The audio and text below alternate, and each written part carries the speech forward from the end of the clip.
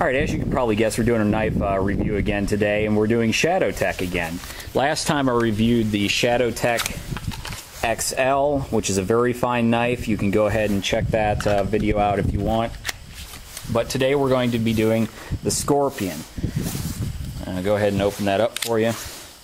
And it is a police, military, self-defense fighting knife. It's rather thick. It's made of half-inch thick round stock. The blade is 4 inches long. Overall length is 9 inches. It's wrapped in paracord.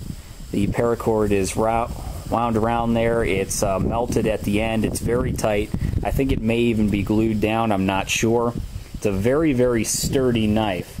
It's made of 01 high carbon steel RC60.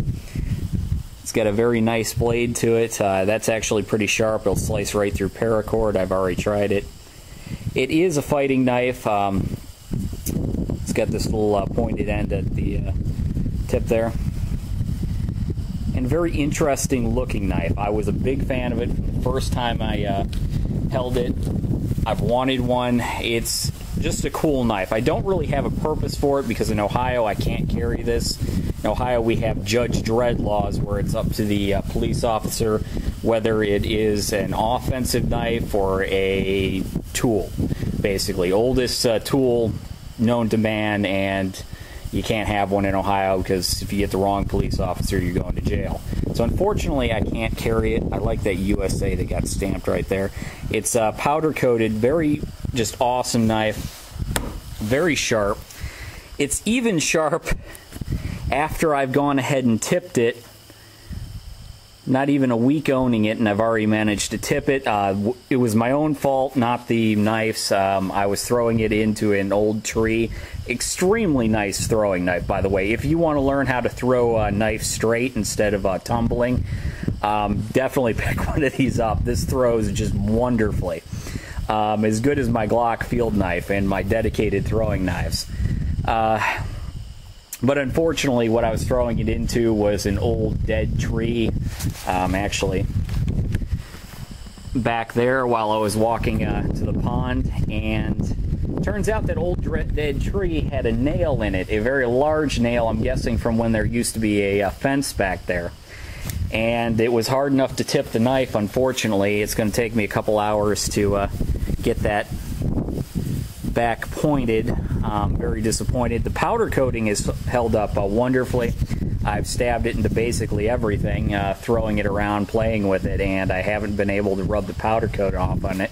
I tipped the knife before the powder coat came off, so I'm sad about that. But very nice knife. Definitely check them out. I'm not getting anything for doing these reviews. I just really like the company, really like their knives.